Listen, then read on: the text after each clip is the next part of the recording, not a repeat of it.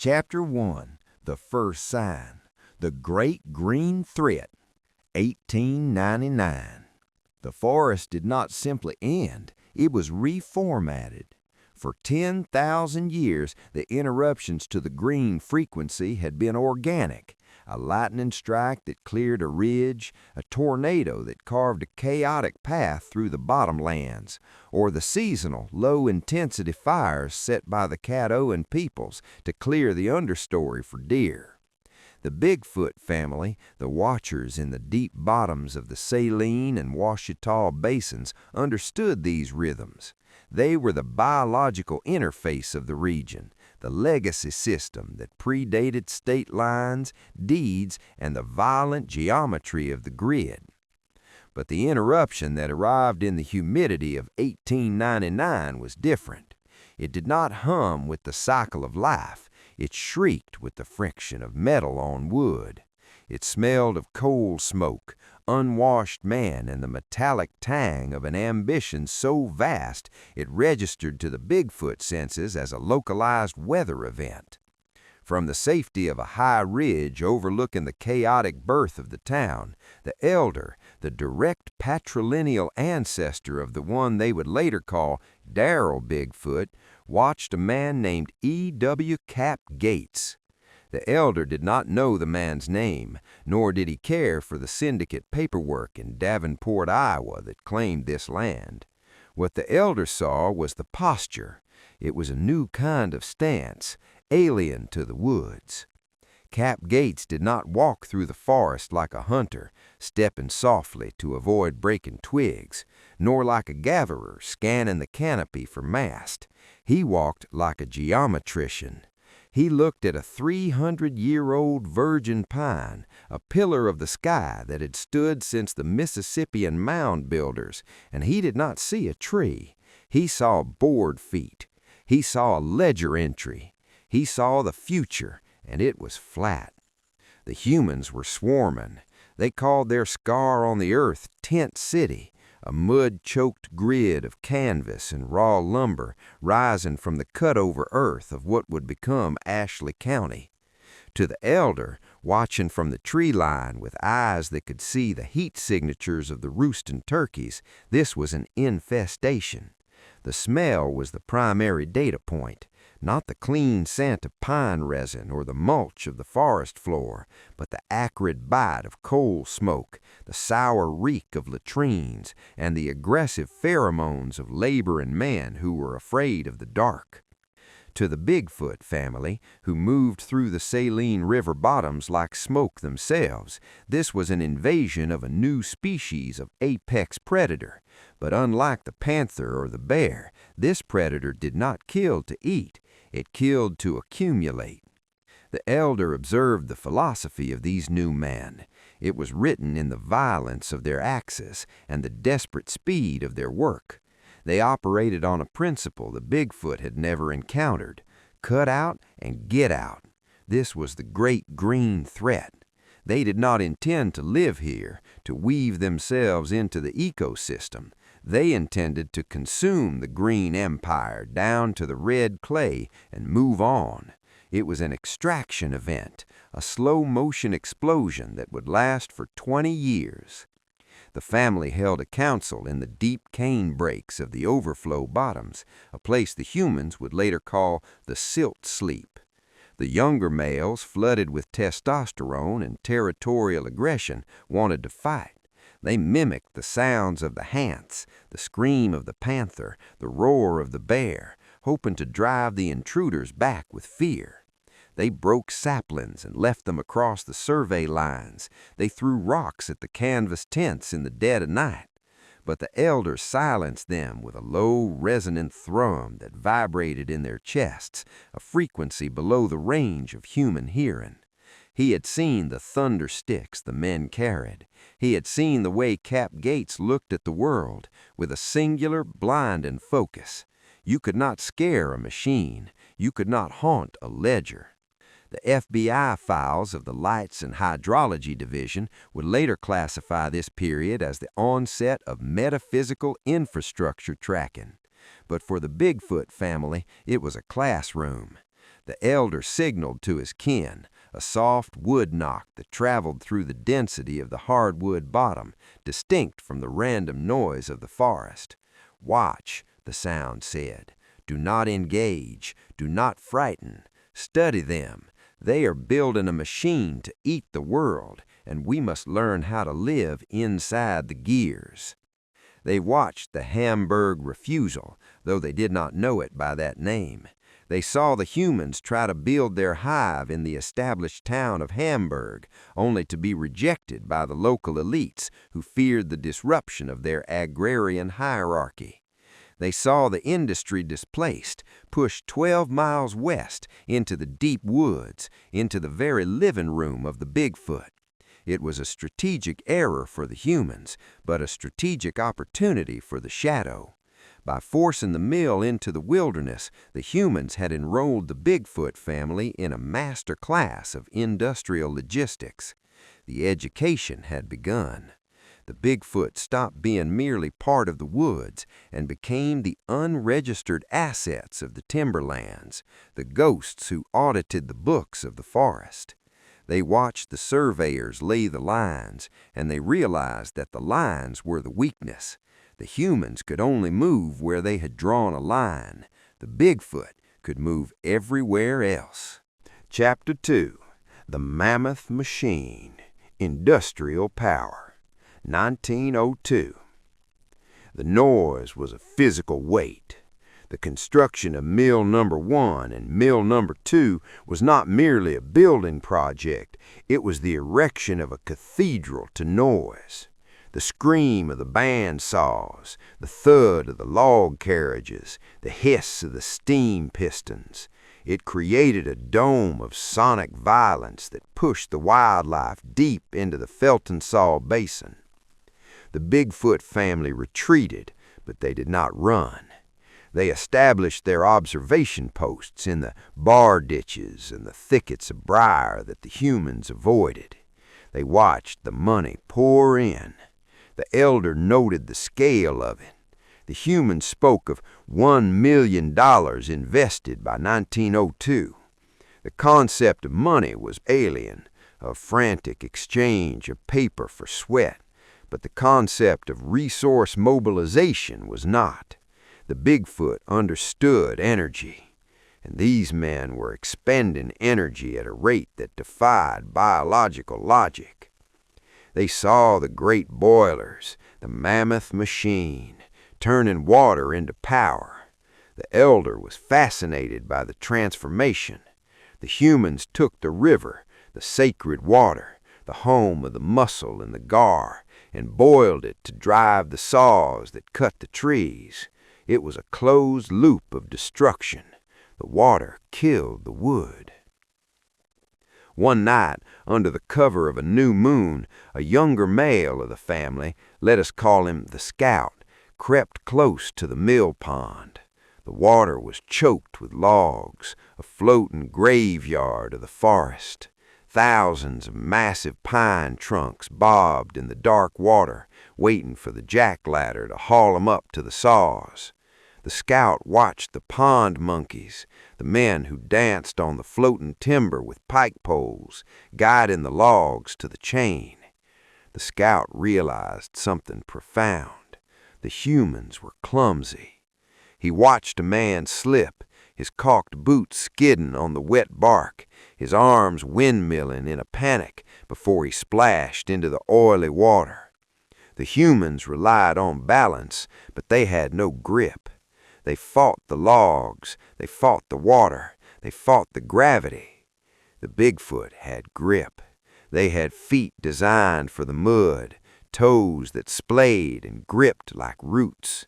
They had a center of gravity that lived low in the hips, grounded and immovable.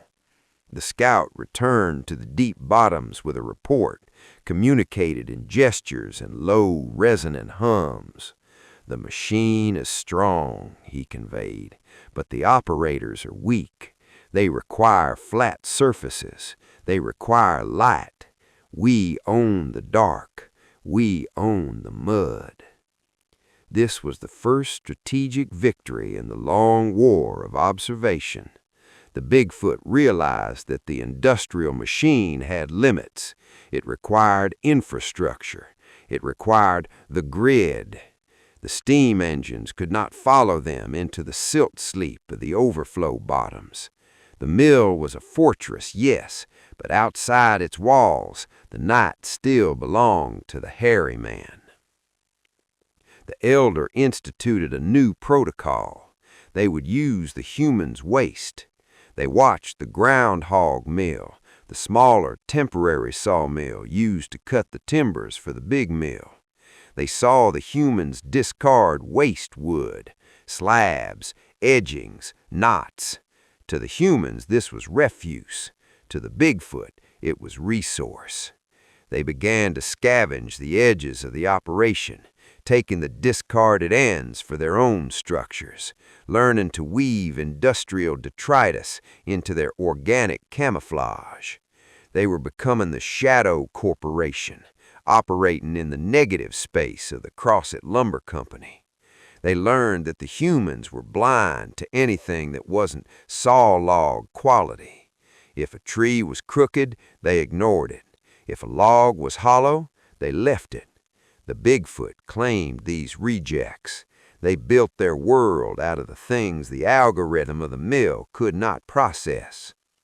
The elder stood on a ridge overlooking the mill at night, the electric lights blazing like a captured star. He saw the steam rising, the smoke choking the stars. He understood then that this was not a battle for territory, but a battle for time. The humans wanted to speed up time, to turn a century of growth into a minute of profit. The Bigfoot mission was to slow time down, to hold the memory of the forest safe until the machine finally broke. Chapter 3. The Southern Pine Sextet in the Gates Dynasty, 1903. The web was larger than the elder had imagined. It wouldn't just cross it. The Bigfoot family's range was vast, covering hundreds of miles of game trails, and everywhere they went, they saw the same pattern repeating itself like a fractal of destruction. They saw the camps in Fortis. They saw the mills in Huttig. They traveled the ridges to the north and saw the smoke rising from other valleys. They began to understand that the Cap Gates figure was not a lone chieftain. He was part of a sextet, a dynasty of families, Crossit, Watsick, Gates, who had divided the sky and the earth among themselves. To the Bigfoot, this was a perversion of the natural order. In the woods, territory was defined by ability and presence. A bear held the berry patch because he was strong enough to keep it. A panther held the ridge because she was silent enough to hunt it. Ownership was physical. It was immediate. It was validated by the presence of the body. But these men held territory they had never walked. They owned trees they had never touched. They traded the rights to the Green Empire on pieces of paper in rooms hundreds of miles away. The elder found a discarded survey map near a surveyor's camp. He didn't understand the letters, but he understood the lines. They were cutting the world into squares. The Bigfoot family. Chapter 3. The Southern Pine Sextet in the Gates Dynasty, 1903. The web was larger than the elder had imagined. It wouldn't just cross it. The Bigfoot family's range was vast, covering hundreds of miles of game trails, and everywhere they went, they saw the same pattern repeating itself like a fractal of destruction. They saw the camps in Fortis. They saw the mills in Huttig. They traveled the ridges to the north and saw the smoke rising from other valleys. They began to understand that the Cap Gates figure was not a lone chieftain. He was part of a sextet, a dynasty of families, Crossit, Watsick, Gates, who had divided the sky and the earth among themselves. To the Bigfoot, this was a perversion of the natural order. In the woods, territory was defined by ability and presence. A bear held the berry patch because he was strong enough to keep it. A panther held the ridge because she was silent enough to hunt it. Ownership was physical. It was immediate. It was validated by the presence of the body. But these men held territory they had never walked. They owned trees they had never touched. They traded the rights to the green empire on pieces of paper in rooms hundreds of miles away. The elder found a discarded survey map near a surveyor's camp. He didn't understand the letters, but he understood the lines. They were cutting the world into squares. The Bigfoot family began to map this invisible web. They learned to recognize the company's signature and the way the land was treated. The Gates dynasty brought a specific kind of order. They didn't just cut, they built. They built towns with straight streets. They built schools. They built churches. The elder watched the families of the workers moving into the 3-room houses painted in crosset gray. He realized that the cut out and get out philosophy was mutating. These people were putting down roots. They were planting rose bushes. They were building fences. This was more dangerous than the axes. Axes cut trees, but fences cut the world. The Bigfoot adapted their navigation to this new geometry. They learned to treat the fences not as barriers, but as guides. If a fence ran north-south, it was a navigation aid. They learned that the humans in the houses were deaf and blind to anything outside the glow of their kerosene lamps.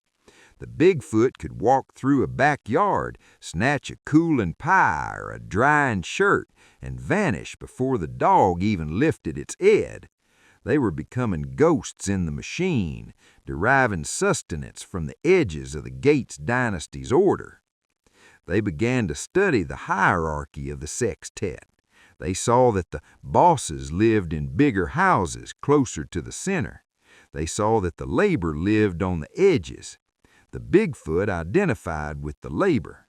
They saw the exhaustion in the men walking home. They smelled the sweat. They realized that the machine was eating the men just as it was eating the trees. This created a strange, silent empathy. The Bigfoot stopped trying to scare the workers. Instead, they watched them with a kind of pity. They were all subject to the same algorithm, the same relentless demand for production. The elder watched a man collapse from heat exhaustion near a skid trail. The other humans were too far away to see. The elder gestured, and a younger Bigfoot snapped a large branch near the man, a sharp crack that alerted the foreman. The humans came running. They thought it was luck. It was the shadow intervening. The sextet controlled the daylight. They controlled the rail lines and the payroll. But the Bigfoot controlled the spaces in between. They controlled the silence. And as the dynasty grew, so did the shadow it cast, providing more and more darkness for the family to inhabit. Chapter 4. Dragging the Timber, The Clumsy Days, 1903. Before the machines took over completely, there was the mud. The Bigfoot family watched with a mixture of pity and amusement as the humans tried to move the giants of the forest using bull teams and horses. It was a spectacle of inefficiency, a collision between the ambition of the sextet and the physics of the swamp. It was a chaotic ballet of mud and profanity. The skidders would chain a massive log, perhaps 4 feet in diameter and 40 feet long, to a team of oxen. The beasts would strain, their hooves sinking into the gumbo soil, their eyes rolling in panic as the whips cracked. The drivers would shout, a distinct dialect of commands and curses that the Bigfoot learned to mimic perfectly, though they used the sounds only to confuse the dogs. The elder often sat high in a white oak, watching a 12-man crew struggle to cross-haul a log onto a wagon. It took him an hour to do what 3 males of the Bigfoot family could have done in minutes. The Bigfoot possessed the hydraulic strength of the wild, muscles built for leverage and torque, distinct from the gem-sculpted aesthetics of modern times. They understood the physics of the lever and the fulcrum instinctively. They knew that you did not fight the earth, you used it. They saw the humans fighting the friction of the earth. The log would dig into the mud, creating a plow furrow that resisted every inch of forward motion. The oxen would slip. The elder noted this principle. Friction is the enemy of the human. The Bigfoot family began to modify their own trails based on this observation. They cleared debris with renewed obsession. They created slides on the steep banks of the Saline River, slicking the mud with water so they could slide heavy carcasses or scavenged materials down into the bottoms with ease. They watched the humans struggle, and they learned to be smooth. They learned that the path of least resistance was not always a straight line. Sometimes it was a wet line. This lesson, the mastery of friction, would serve them well when the trucks arrived decades later. They also learned the sound of the lead ox. They saw that the entire team depended on the discipline of the leader. If the lead ox panicked, the load stopped. If the lead ox turned, the team turned. The Bigfoot applied this to their own social structure. The alpha, the lead, had to be absolute. In the face of the industrial threat, there was no room for dissent or hesitation. The elder tightened the discipline of the clan. A single unauthorized sound could reveal their position to the landlookers. Silence became their law. They also observed the high wheels, massive wagon wheels 10 feet tall, used to lift the logs out of the mud. This was a technological leap. It reduced friction by lifting the load. The Bigfoot didn't build wheels, but they understood the principle: lift the load. They began carrying heavy items high on their shoulders, changing their center of gravity to move faster through the mire. This era of dragging the timber taught the Bigfoot the economics of energy. They saw the humans wasting calories. They saw men collapse, horses break legs, oxen die of heart failure. The Bigfoot vowed never to do the same. They became masters of the energy budget, moving only necessary, freezing for hours to conserve strength. While the humans sweated and cursed in the mud, the shadow forest stood still, waiting, conserving, and learning the most important lesson of the woods. Survival is an efficiency problem. Chapter 5.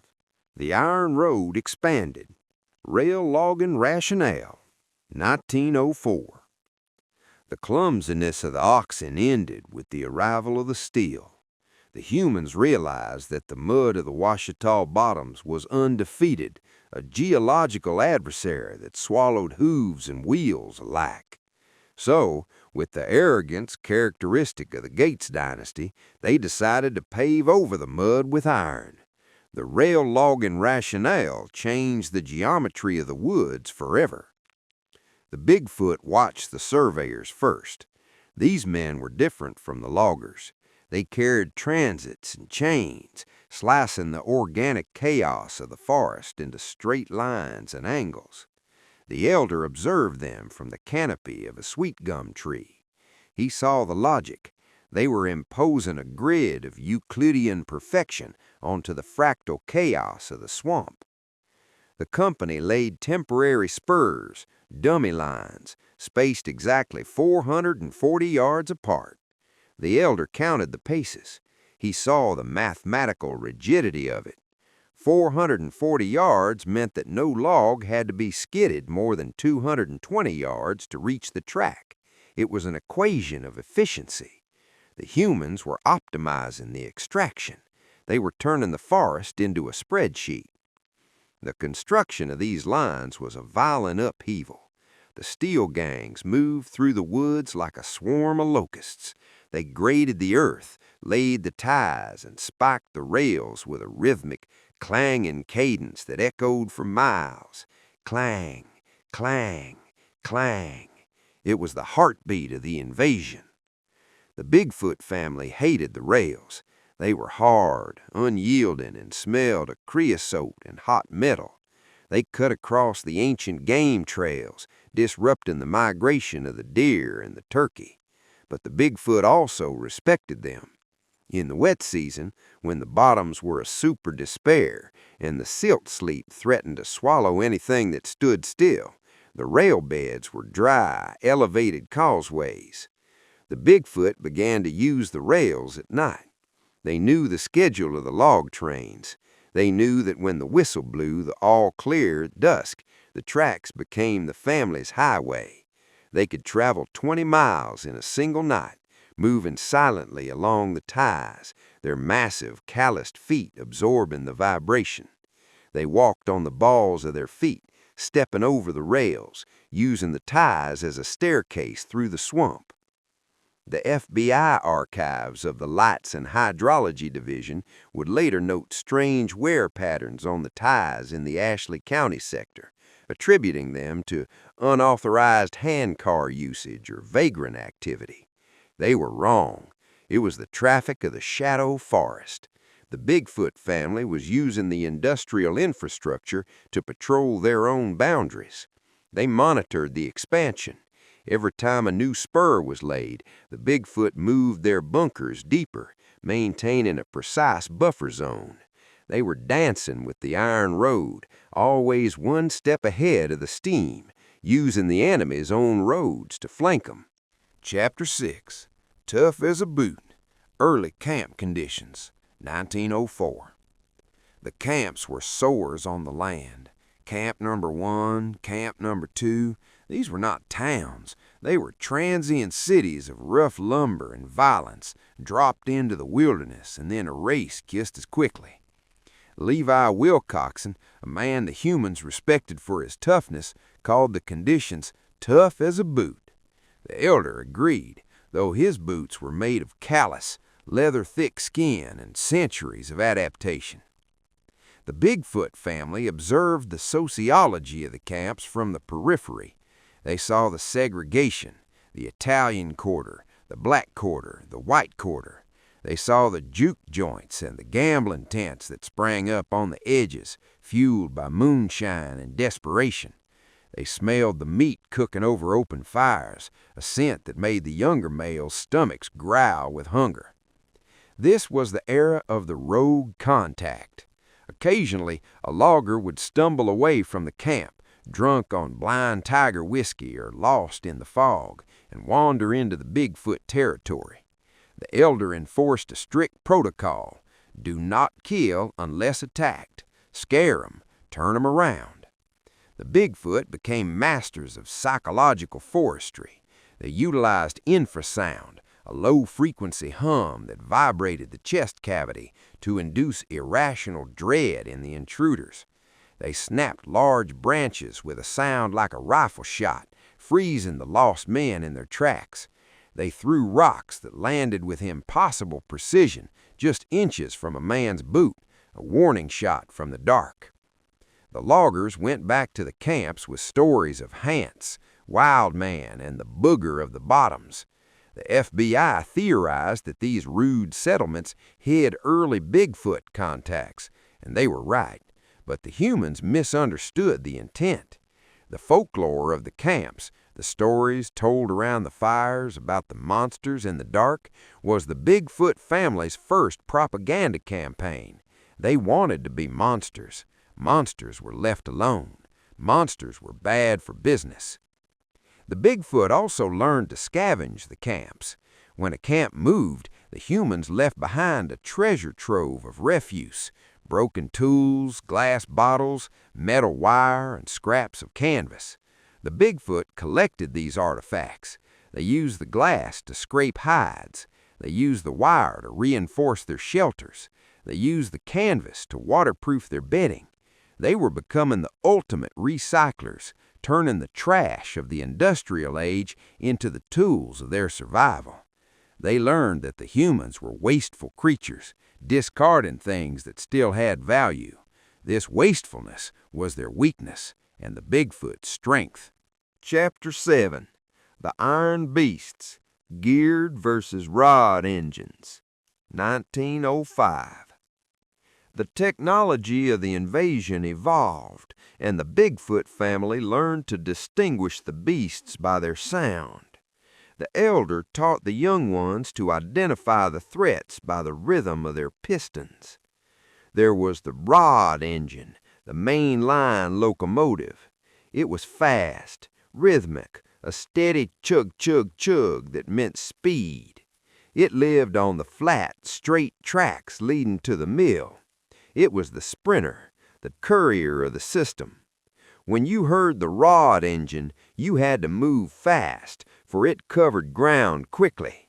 It was the sound of the harvest leaving the woods.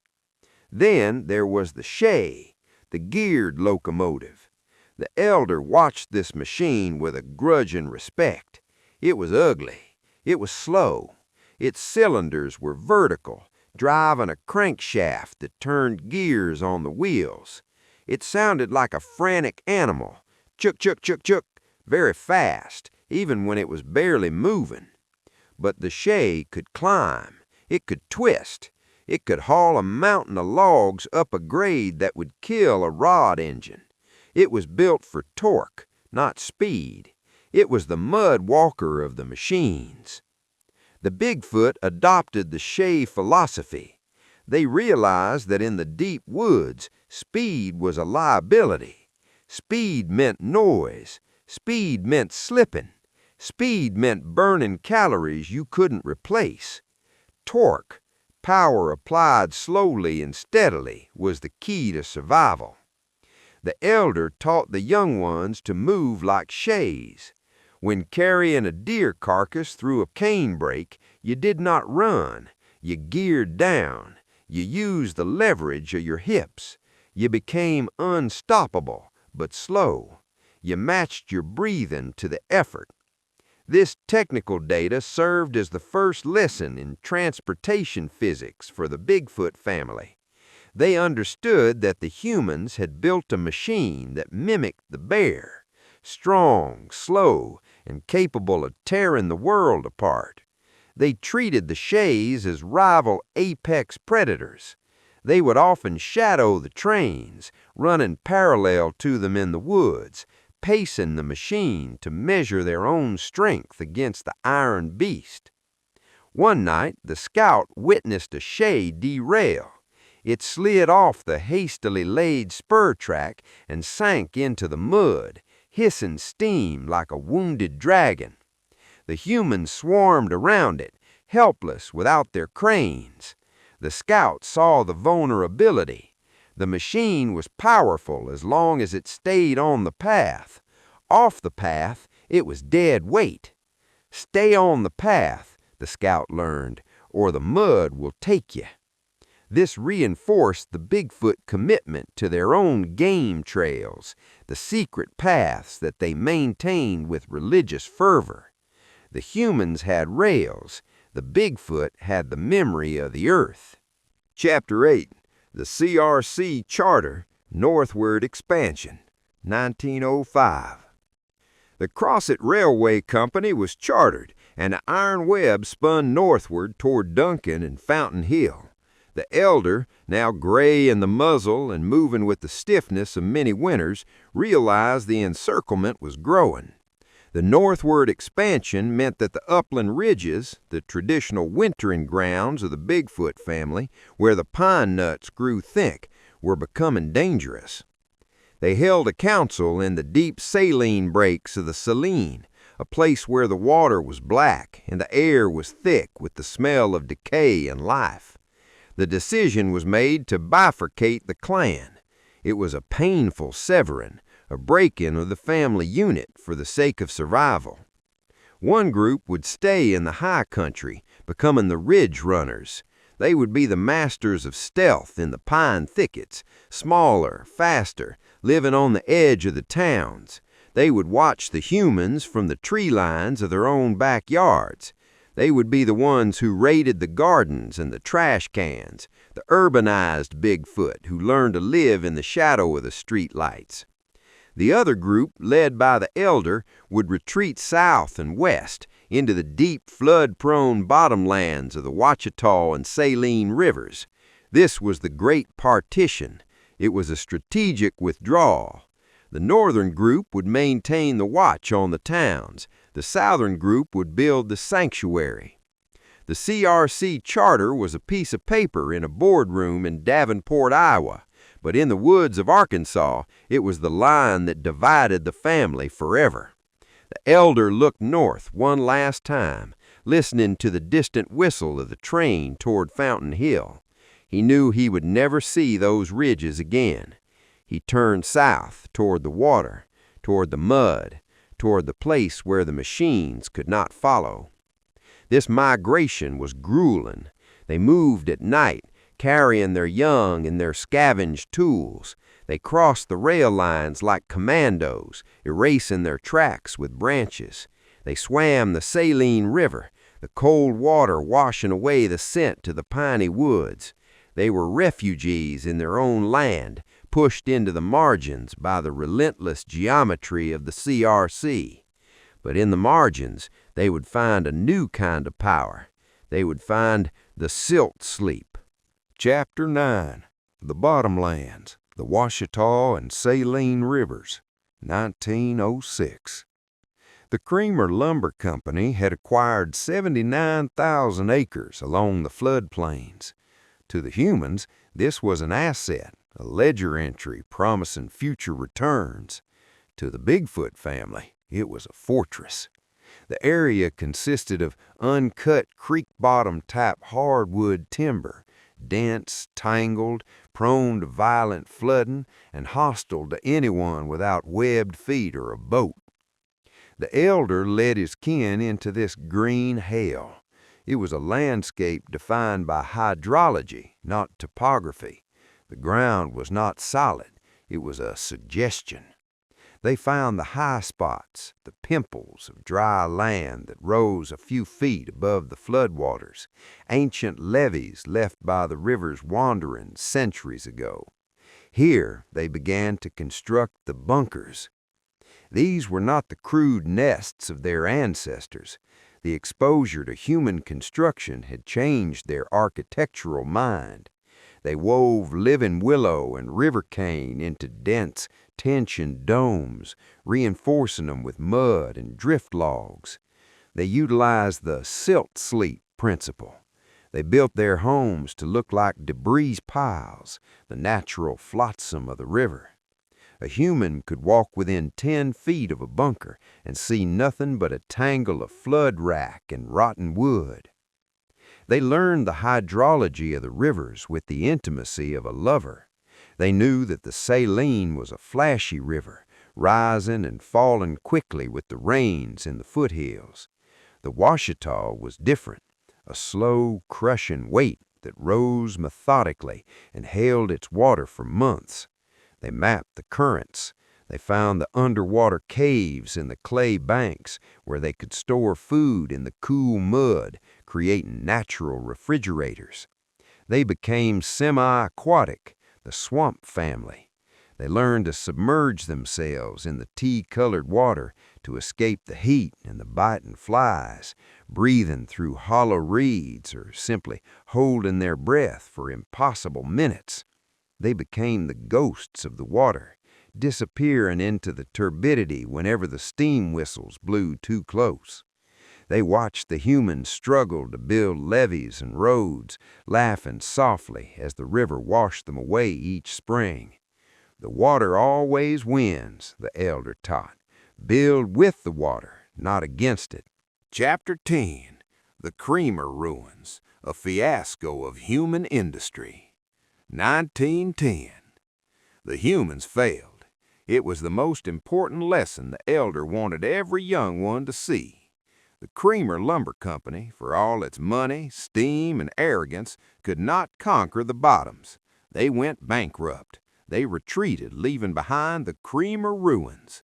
massive concrete foundations of a mill that never fully spun up, iron boats rusting in the humid air, rail beds sinking into the swamp like decaying rib cages. The Bigfoot family claimed the ruins. They became a playground and a school. The young ones practiced climbing on the concrete walls, their claws finding purchase in the rough aggregate. They used the rusted iron boats as anvils to crack hickory nuts, the metallic clink-clink echoing through the empty forest. The elders stood on the foundation of the main saw, a concrete island in the green sea of recovering vegetation. He taught the lesson. The machine stops. The forest continues. Iron rusts, concrete cracks, but the river always flows. The Creamer ruins confirmed the location of the main Bigfoot bunker complex. They were adjacent to the failure of man. It was the safest place in the world, guarded by the ghosts of a bankrupt company and the economic reality that this land was unprofitable. The humans would not come back here for a long time. The Bigfoot family scavenged the site with systematic efficiency. They took steel cables to reinforce the structural integrity of their largest bunkers. They took metal plates to use as digging tools. They were not Luddites rejecting technology. They were opportunists appropriating it. They repurposed the ruins of the industrial age to build a civilization of the wild. The Creamer fiasco was the foundation of the Bigfoot dynasty. It proved that the great green threat could be waited out. Chapter 11. The Cross at Light in the Prairie du Butte, 1916. The expansion pushed south to Hickory Grove in the Prairie du Butte in Louisiana. The rails were everywhere now, a steel net tightening around the remaining wilderness. And with the rails came the brakemen, the men who walked the tops of the cars at night with lanterns, signaling the engineers with arcs of captured fire. The Bigfoot family was fascinated by the lanterns. They understood fire, the terrifying, consuming force of the lightning strike. But this was different. This was tamed fire. This was fire in a cage, fire that spoke. One night, a young male, bold, perhaps reckless, found an old kerosene lantern dropped by a drunk worker near the spur line. It was damaged but functional. He managed to light it, likely by scavenging coals from a human fire. He swung it in an arc, mimicking the stop signal he had seen the humans use 1,000 times. A mile away, a rod engine screeched to a halt, sparks flying from the wheels as the engineer slammed the brakes. The train shuddered and stopped in the middle of the dark woods. The engineer swore he saw a brakeman on the track, but when they investigated, there was no one, just the smell of wet fur, swamp mud, and the faint lingering scent of kerosene. Thus, the Cross at Light was born. To the humans, it was a ghost story. It was the spirit of a headless brakeman searching for his head. It was a metaphysical anomaly documented by the Lights and Hydrology Division, PIU FBI, in their archives of the unexplained. To the Bigfoot family, it was a game, and then it became a tactic. They learned that light could control the machines. If they swung the light, the iron beast stopped. If they covered the light, the beast moved. It became a way to freeze the industry, to create pauses in the extraction. They used it to cross the tracks safely with their young. They used it to confuse the timber cruisers. They used it to assert their presence in a language the humans couldn't ignore but couldn't understand. It was the ultimate mimicry. The shadow forest had learned to speak the language of the invaders, using their own signals to haunt them. The elder watched the train stopped on the track, the confusion of the men, the fear in their voices, and he made a sound that might have been a laugh. "We are learning," the sound said. We are learning." The light bobbed in the darkness, moving with a speed no human could match, disappearing into the prairie butte. The humans told stories of ghosts. The Bigfoot family told stories of power. Chapter 12, Camps of Contentment, Improved Living, 1917. The war across the ocean meant little to the Bigfoot family, but the changes in the camps were impossible to ignore. The humans were trying to make the woods comfortable. At Hickory Grove and Prairie Butte, the rough lumber shacks that had defined the early extraction era were replaced by something permanent. They brought electricity. They brought the YMCA. They brought doctors. The elder, now very old and white-muzzled, watched from the edge of the light. He saw the camps of contentment. He saw doctors treating the sick with quinine and clean bandages. He saw schools where the children of the loggers sat in rows, learning to read the same ledgers that ruled their fathers. The humans were no longer just extraction units, they were building a hive. To the Bigfoot, this was a vulnerability. Comfort made the humans soft. The electric lights blinded them to the dark, shrinking their world to the radius of a bulb. The sanitary rules enforced by the company doctors meant the humans concentrated their waste in specific pits, which the Bigfoot avoided scrupulously. But it also meant the humans were staying. They were not leaving when the timber was cut. They were settling in. The family began a comparative social study. They watched how the humans organized themselves. They saw the hierarchy, the boss, the doctor, the preacher. The Bigfoot had no preacher, but they had the river. They had no doctor, but they had the mud and the saliva of their own tongues.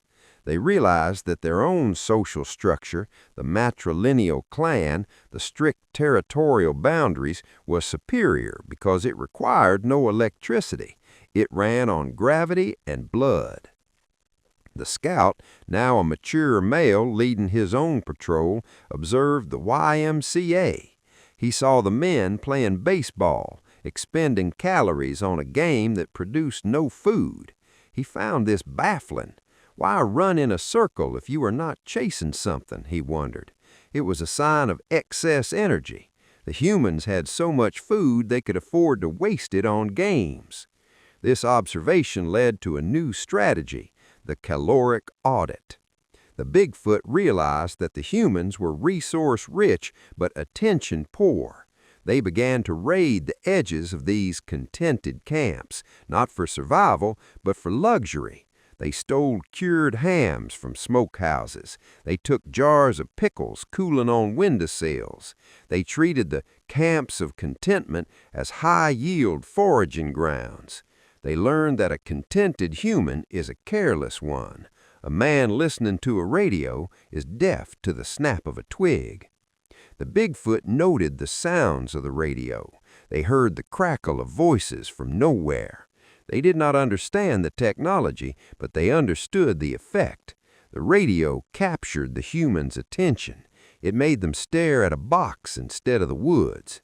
This was a gift. The Bigfoot could move closer, confident that the humans were entranced by their own noise. The elder declared the radio a friend of the shadow. Chapter 13, The First Forester, Williams and the Seed Trees, 1926. A new kind of man entered the woods. He did not carry an axe. He carried a paint bucket and a notebook. His name was W.K. Williams, the company's first professional forester. To the loggers, he was a nuisance, a bug hunter with college ideas. To the Bigfoot, he was a revelation. The scout tracked Williams for days. He watched the man stop at a massive, healthy pine, a tree that any saw boss would have cut for prime lumber. Williams painted it. He marked it to stay. The loggers called them mammy trees. Williams called them seed trees. The Bigfoot understood immediately.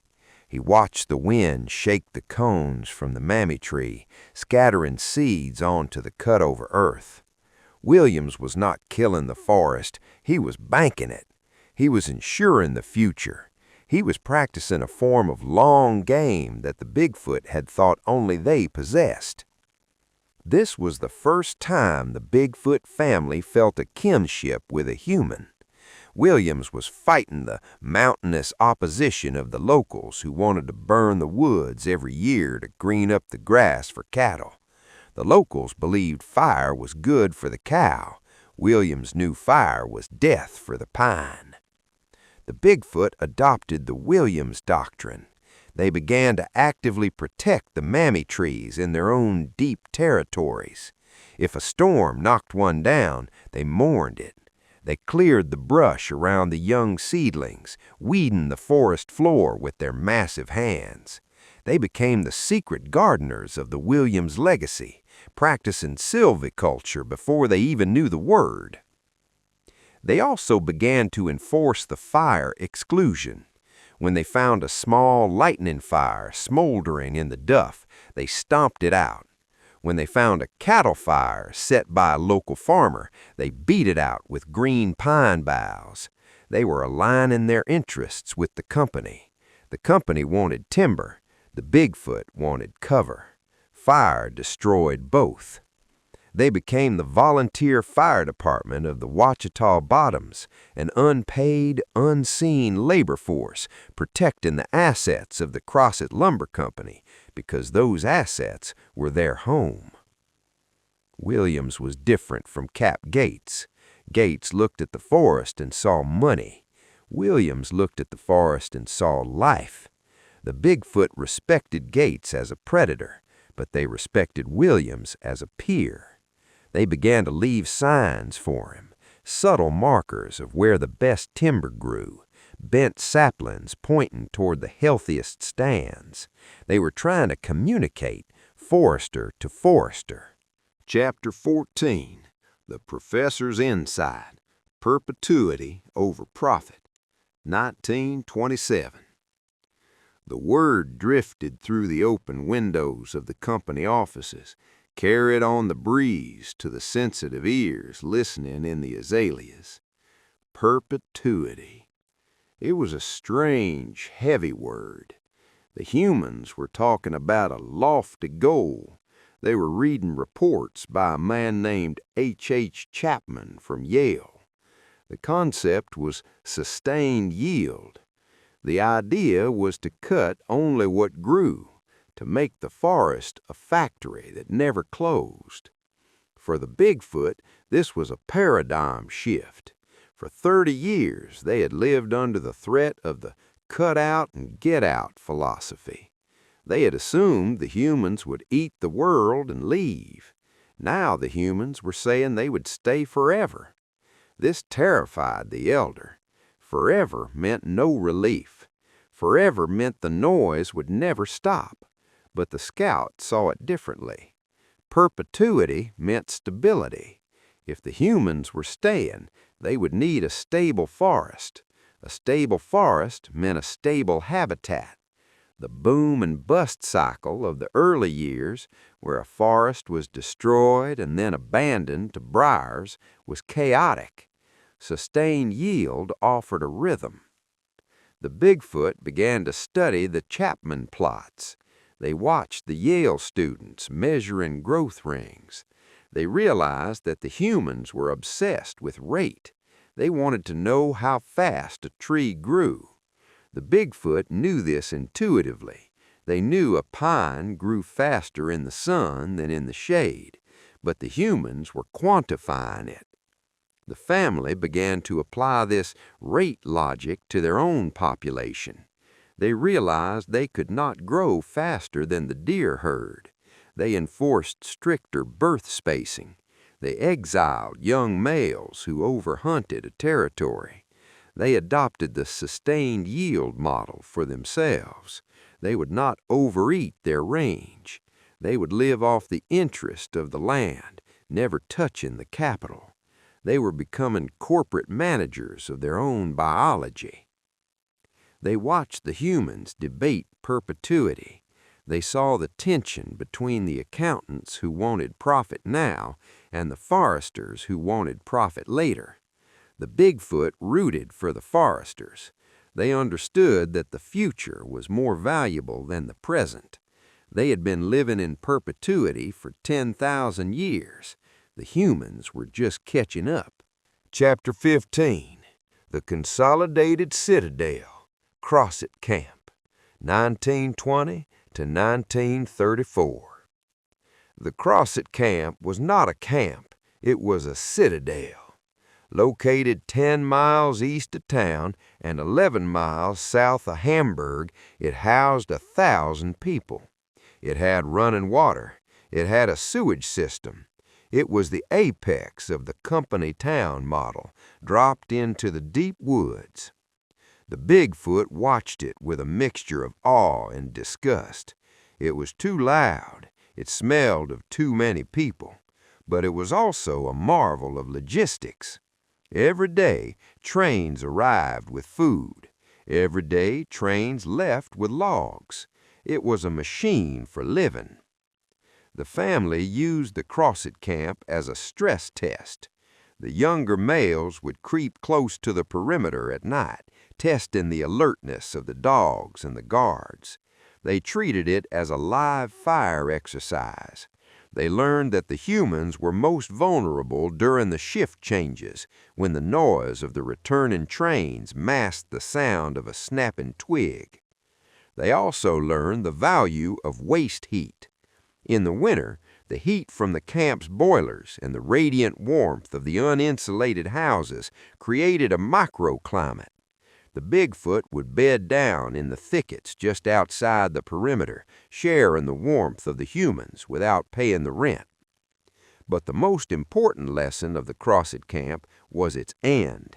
In 1934, the company decided it was too expensive. They dismantled it. They moved the houses. They tore up the tracks. The Bigfoot watched the deconstruction. They saw the permanent town vanish in a matter of months. They saw the foundations left behind, the concrete pads slowly cracking as the sweet gum saplings pushed through. This confirmed the elders' oldest teaching: stone cracks, iron rusts, the forest returns. The Crosset camp, for all its power, was temporary. The Bigfoot were permanent. They moved into the ruins of the camp, using the concrete foundations as pry platforms for their own nests. They reclaimed the citadel. It was a victory of patience over engineering. They sat on the stoops where loggers had smoked their pipes, and they groomed each other in the moonlight, the new masters of the abandoned town. The Darrell Bigfoot Case, A Secret History of the Ouachita Basin. Part 2, The Doctors of the Woods, continued. Chapter 16, The Second Forester, Wackerman and Yale Logic, 1927 through 1932. The arrival of A.E. Wackerman marked a shift in the intellectual frequency of the forest. Wackerman was not a mud-boot forester like Williams. He was a Yale man, a theorist, a strategist. He looked at the ledgers and saw a cliff. The company was cutting timber faster than it was growing. They were racing toward a cut-out date that would end the dynasty. The Bigfoot family, sensing the tension in the woods, observed Wackerman's frantic surveys. They saw him pacing the second-growth stands, the timber that had grown back since the first cut in 1899. To the old-school loggers, this was brush. To Wackerman, it was salvation. The scout, observing from a high canopy, noticed that Wackerman spent hours measuring trees that were only 10 inches in diameter. The old loggers ignored anything under 20. Wackerman was doing math. He was calculating the increment, the rate of growth. The Bigfoot learned a new concept, the asset class. The small trees were not failures, they were futures. The family began to treat the second-growth thickets differently. Previously, they had trampled them to get to the big timber. Now, mimicking Wackerman, they moved through them with care. They understood that the dense, brushy thickets were the future of their cover. Wackerman brought Yale logic to the swamp. He argued that the forest was a bank account. You could live off the interest, the growth, without touching the principal, the standing volume.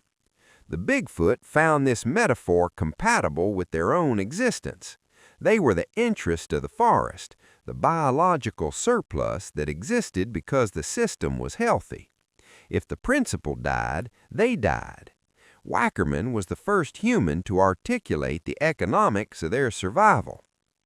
They watched him argue with the cutout man. They saw him point to the charts. They didn't understand the graphs, but they understood the energy. Wackerman was fighting for the trees. He was arguing that the trees were worth alive than dead if you just waited long enough. This was the Bigfoot philosophy: wait, grow, survive. Wackerman was a prophet of patience in a land of hurry. Chapter 17. The Confidential Plan, Selective Harvesting, 1932. The Depression had crushed the timber market. The mills were running slow. In this atmospheric crisis, Wackerman produced a document that would change the world. Case Study Number 2. It was confidential. It was radical. The Bigfoot didn't read the report, but they saw its implementation. The company stopped clear-cutting, leveling every tree on a 40-acre block.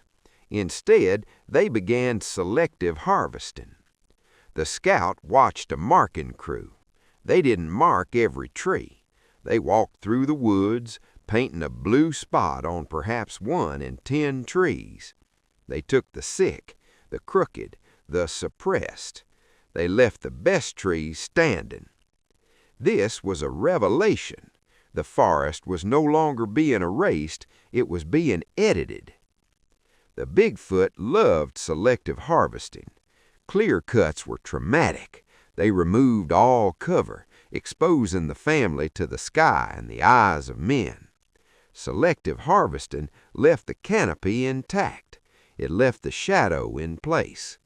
A Bigfoot could stand 20 yards from a logging crew in a selectively cut stand and remain invisible. The family adapted their tactics. They learned to follow the marking crews.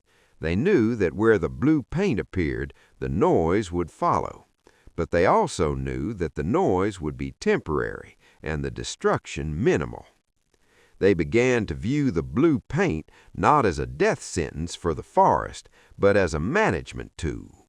They even began to use the skid trails left by the selective loggers as their own highways, enjoying the cleared paths under the canopy. Wackerman's plan saved the company, but it also saved the Bigfoot. It created a permeable forest, one that produced timber for humans and cover for cryptids simultaneously. It was the perfect symbiotic compromise. The forest became a shared space, managed by humans during the day and ruled by Bigfoot at night. Chapter 18.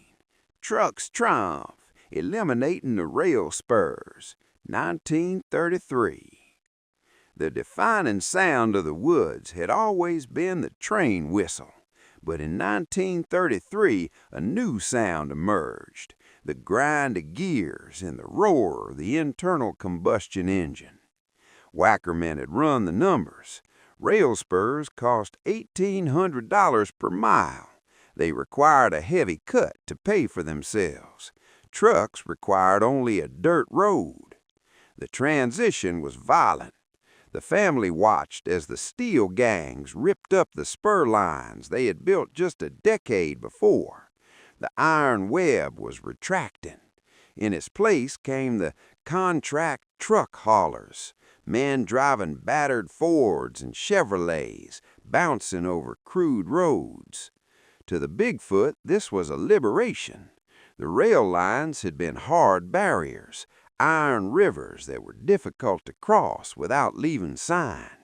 The roads were softer, they were permeable, and crucially, the trucks were intermittent. A train dominated the landscape for hours. A truck passed in seconds. The Bigfoot learned the physics of the truck. They knew the difference between a loaded truck, straining, loud, and an empty one, rattling, fast. They used the trucks as cover noise. When a truck roared by, they could move freely, their own footsteps drowned out by the engine. Chapter 19, The Silent Coup, End of the Log Camps, 1934. The logic of the truck killed the camp. If a man could drive to work, he didn't need to live in the woods. In 1934, the order came down: close Crossett Camp. It was a silent coup. The noisy, bustling city in the woods was dismantled. The houses were put on skids and dragged to town, or simply knocked down. The generators were turned off. The lights went out. The Bigfoot watched the humans leave. They saw the camp dogs, strays left behind, wandering the empty streets. They saw the silence return to the woods, a heavy physical weight. This was the end of the close contact era. For 30 years, the Bigfoot had lived cheek by jowl with the loggers. Now the humans were retreating to the towns. The woods were becoming empty again. The elder, now ancient, walked through the ruins of the camp. He smelled the fading scent of humanity. He realized that the humans were becoming commuters. They were visitors. They came during the day and left at night. This changed everything. The woods at night were now exclusively Bigfoot territory. They didn't have to hide as carefully. They could howl. They could hunt openly. The closure of the camps was the beginning of the golden age of the swamp family. They had outlasted the invasion. They had won the war of attrition. The humans had retreated to their electric hives, leaving the dark to the masters of the night. Chapter 20, The Hardwood Problem, Diversification to Survive, 1930s. The forest was changing. The pine was cut, and in its place the hardwoods were rising. Oaks, gums, hickories, the scrub that the pine barrens despised. The company faced a crisis. They had mills built for pine, but the land was giving them hardwood. The Bigfoot family watched the humans struggle with this biological reality. They saw the frustration of the sawyers trying to cut the dense, knotted oak with saws designed for soft pine. They saw the waste. But then the strategy shifted. The company built a flooring plant. They decided to embrace the hardwood. To the Bigfoot, this was significant. They loved the hardwood. The acorns were their staple food. The hickory nuts were their winter reserve. They had feared the humans would poison the hardwoods to grow more pine. Instead, the humans were monetizing them. This created a conflict of interest. The humans now wanted the acorns too, or rather the trees that produced them. The Bigfoot had to adapt. They began to harvest earlier. They learned to strip a tree of its mast before the loggers arrived. They became preemptive foragers. They also noticed that the humans only wanted the straightest oaks. They left the gnarly, spreading wolf trees that produced the most nuts. The Bigfoot realized that human aesthetics were their ally. The ugly trees, the best food producers, were safe. They mapped these rejects and made them the anchors of their territory. Chapter 21, The Chemical Solution, Waste as Silviculture, 1931. The Crossett Chemical Company was born from a desire to waste nothing. The humans began to harvest the trash wood, the tops, the limbs, the crooked oaks, to burn into charcoal and distill into chemicals. The Bigfoot watched the chemical plant rise. It smelled of vinegar and smoke. It was a dark, dirty place. but it had a profound ecological effect. By removing the trash wood, the humans were opening up the forest floor. Sunlight hit the ground, grass grew, berry bushes exploded. The chemical wood crews cut the timber into short billets, 52 inches long. They piled them in the woods to dry. The Bigfoot found these piles fascinating. They were perfect structures. They began to use the drying piles as temporary shelters, burrowing into the center of the stacked wood. They were hiding inside the company's inventory. The chemical solution taught the Bigfoot that disturbance creates food. The removal of the brush created a flush of new growth that attracted the deer. The Bigfoot followed the chemical crews, hunting the deer that came to feed on the new sprouts. They were farming the human silviculture. Chapter 22. The Depression's Fringes. Stillions on the Saline, 1930s. The Depression hit the woods hard. The Stillions, unemployed men, desperate families, moved to the edges of the Saline River. They were refugees of the economy, living in shacks, hunting for survival. The Bigfoot watched them with deep concern. These men were not loggers, they were competitors. They hunted the same deer. They fished the same holes. They were hungry, and a hungry human is dangerous. The Bigfoot saw the desperation. They saw men walking 8 miles down the railroad tracks to look for work, their shoes wrapped in wire. They saw Jasper Burns, the man with the stiff leg, making that walk every day.